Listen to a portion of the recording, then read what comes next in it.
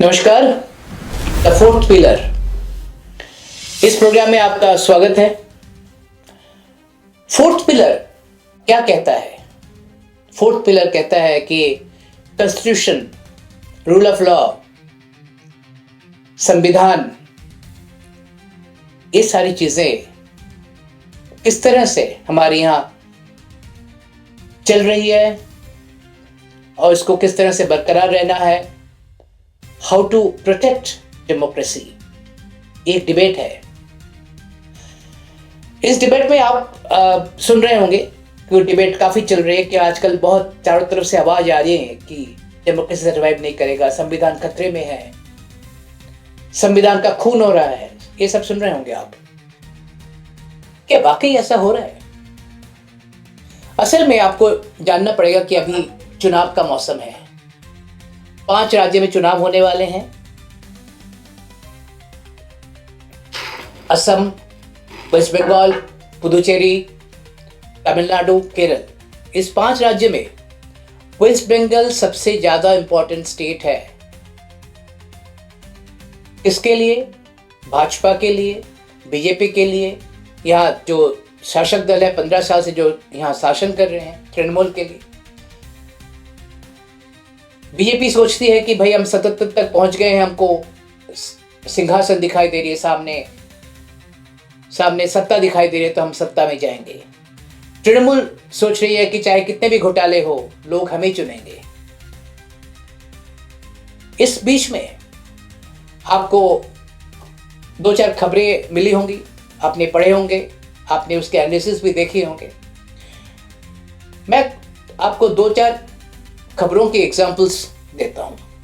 पहला है कि अभी जलपाईगुड़ी में एक सर्किट बेंच इनॉग्रेशन के लिए Mamata Banerjee, CM of West Bengal, CJI साथ में थे। ममता वहां से गुहार लगा रही थी कि संविधान बचाना पड़ेगा, ईडी और सीबीआई से हमको बचाइए, लोकतंत्र को बचाइए। तो ये लोकतंत्र की गुहार, डेमोक्रेसी की गुहार वो लगा रही थी। और जो सीजेआई बैठे हुए थे वो देख रहे थे, उनको वॉच कर रहे थे। उसमें अगर किसी ने बॉडी लैंग्वेज देखा होगा दोनों का, ममता को लगता है कि ये मौका है कि सीबीआई को ये समझाने में कि ईडी सीबीआई जो है वो राजनीतिक स्वार्थ के लिए और संविधान की धज्जियां उड़ रही हैं। यहाँ पर जो सीजेआई हैं, चीफ जस्टिस ऑफ इंडिया हैं, उनको ये लगता है, उनकी बॉडी लैंग्वेज ये लगता है कि वो कन्विंस नहीं हो पा रहे हैं। क्योंकि इससे 1-2 दिन पहले आपने सुप्रीम कोर्ट में देखा होगा, अगेंस्ट सर के ऊपर एक प्रोसीडिंग्स चल रही थी। उस प्रोसीडिंग्स में कपिल सिब्बल जो स्टेट ऑफ वेस्ट बंगाल को रिप्रेजेंट कर रहे थे और राकेश द्विवेदी जो ईसीआई को, इलेक्शन कमीशन ऑफ इंडिया को रिप्रेजेंट कर रहे थे, उसमें लोगों ने जो स्टेट ऑफ वेस्ट बंगाल को रिप्रेजेंट कर रहे थे, कपिल सिब्बल, मनु सिंघवी, कल्याण बैनर्जी, ये सारे जो एडवोकेट्स हैं, इन्होंने ये जताने की कोशिश की जो सर है, एसआई, जो स्पेशल इंटेंसिव रिविजन्स जो हो रहा है, जो शुद्धिकरण हो रहा है इलेक्शन कमीशन की तरफ से इलेक्टोरल रोल पे, वो बंगाल में जो वैध नाम है, जो लीगल जो लोग वोट देने वाले हैं, उनका नाम काटा जा रहा है। और उन्होंने साइट किया कि 1.25 करोड़ लोगों का नाम काटा जा रहा है। ये इनकी तरफ से जो दलीलें आई। और राकेश द्विवेदी, मुझे लगता है कि राकेश द्विवेदी थोड़ा ब्रीफ उन्होंने किसी ने किया नहीं था उनको। ये 1.25 करोड़ है नहीं, ये 96,000 पे है जिनका नाम कटा गया, जिनको लॉजिकल डिस्क्रिपेंसीज के नाम से कुछ हियरिंग के लिए बुलाया जा रहा है। तो सुप्रीम कोर्ट ने कहा कि भाई लॉजिकल डिस्क्रिपेंसीज अगर है तो उनका नाम, जो लॉजिकल डिस्क्रिपेंसी को आपको और ज़्यादा ट्रांसपेरेंसी लाना पड़ेगा। उनके नाम जो है आप ब्लॉक लेवल पे, पंचायत लेवल पे, ब्लॉक लेवल पे उसको प्रकाशित कीजिए और लोगों को पता चले कि किनके नाम है, किनके नाम नहीं है। तृणमूल को लगता है कि भाई उनकी इसमें जीत हुई है और वो इसमें वो अभिषेक बैनर्जी भी मैदान में उतरे और ने कहा कि सुप्रीम कोर्ट से थप्पड़ पड़े हैं बीजेपी को और हम लोग तो अगले चुनाव में इनको हराने वाले हैं।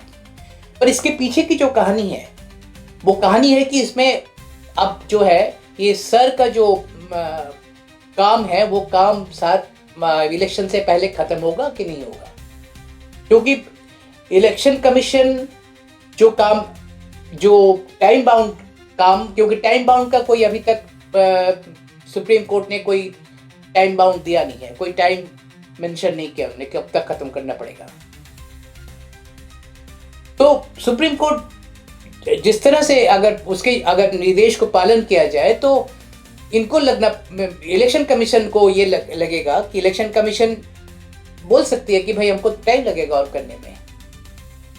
5 मई डी डेट है, 5 मई तक अगर ये इलेक्शन प्रोसेस खत्म नहीं हुआ, इलेक्शन नहीं हुआ, तो अल्टीमेटली ऑटोमेटिकली ये सरकार को जाना पड़ेगा और राष्ट्रपति शासन की तरफ ये स्टेट आगे बढ़ेगा। क्या ये होने वाला है? इस प्रश्न के ऊपर हम आगे बात करें। अभी तक यहाँ है क्योंकि इसके आगे सुनवाई भी होनी है। इसके ठीक उल्टा ये जो जब संविधान की गुहार, मैंने अभी आपको पीछे कहा कि जलपाईगुड़ी सर्किट बेंच में जब इनॉग्रेशन में ममता जब गुहार लगा रही थी संविधान के लिए, जब ये कह रही थी कि भाई संविधान खतरे में है, जब ये कहती ईडी सीबीआई जो है वो राजनीतिक स्वार्थ के लिए बीजेपी के लिए काम कर रही है, उससे ठीक पहले आईपैक की यहाँ पर रेड हुआ बंगाल में। आईपैक के जो यहाँ उसके घर, प्रतीक जैन के घर पे और आईपैक के ऑफिस में, दोनों जगह रेड हुई।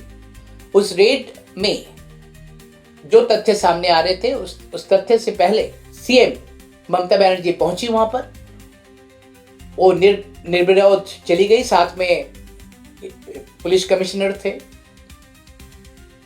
और काफी फोर्स भी थी। जाके उन्होंने फाइल वगैरह लिया और आके मीडिया के सामने कहा कि मैंने अपना ये फाइल ले लिया क्योंकि इसमें हमारी स्ट्रैटेजी थी जो चुरा रहे थे सीबीआई ईडी वाले। इसके ऊपर ईडी ने सुप्रीम कोर्ट में केस दर्ज किया। सुप्रीम कोर्ट में ये केस जब दर्ज हुआ तो कुछ टिप्पणियां जो सुप्रीम कोर्ट की है काफी महत्वपूर्ण है। सुप्रीम कोर्ट ने कहा रूल ऑफ लॉ, अगर एक राज्य में ऐसा रूल ऑफ लॉ की धज्जियां उड़ती हैं तो ये एक बैड एग्जाम्पल होगा जिसको हमें देखना पड़ेगा। और उन्हें यह भी कहा कि पहले एक प्रोसीडिंग्स जब हाई कोर्ट में चल रही थी, प्रोसीडिंग्स होने नहीं दिया गया, वहां पर इतने लोग आ गए और यहाँ पर स्लोगनिंग होने लगा है, वहां जो प्रोसीडिंग्स हो नहीं पाई, जज महोदया उठ के चली गई। तो ये प्रश्न भी बार बार सीजीआई की तरफ से आया कि किस तरह से एक कोर्ट को इन्फ्लुएंस किया गया। तो संविधान का जब हम डेमोक्रेसी की बात कर रहे हैं, जब हम 4th पिलर की बात कर रहे हैं, संविधान की बात कर रहे हैं, जब हम कह रहे हैं कि when you are talking about democracy, when you are talking about rule of law, ये सारे एग्जाम्पल सामने हैं हमारे। मैंने 3 एग्जाम्पल्स आपको दिए हैं कि ये सारे एग्जाम्पल्स हमारे सामने हैं कि रूल ऑफ लॉ के लिए क्या करना है। ये कोर्ट 3 फरवरी को अगेन ये आईपैक का केस की सुनवाई दोबारा होगी। वहाँ किस तरह की दलीलें दी जाती हैं और इसके बाद जिस तरह से सुप्रीम कोर्ट ने निर्देश जारी किया है वो सर कब तक खत्म होगा किसी को पता नहीं है। इसके पीछे की कहानी काफ़ी लंबी है, आगे काफ़ी रास्ता बहुत गहरा है। जो लोग सोच रहे हैं कि उनकी जीत हुई है उनको पता नहीं है कि जीत क्या, किस तरह से आगे हार होगी। क्या वेस्ट बंगाल में राष्ट्रपति शासन की तरफ वेस्ट बंगाल लुढ़क रहा है धीरे धीरे, क्योंकि सर अगर खत्म नहीं होगा, सर का अगर कार्यवाही खत्म नहीं होगी, अगर सर कंप्लीट नहीं होगा, then there will be no elections. If there is no elections, then automatically this Vidhan Sabha will be in sine die.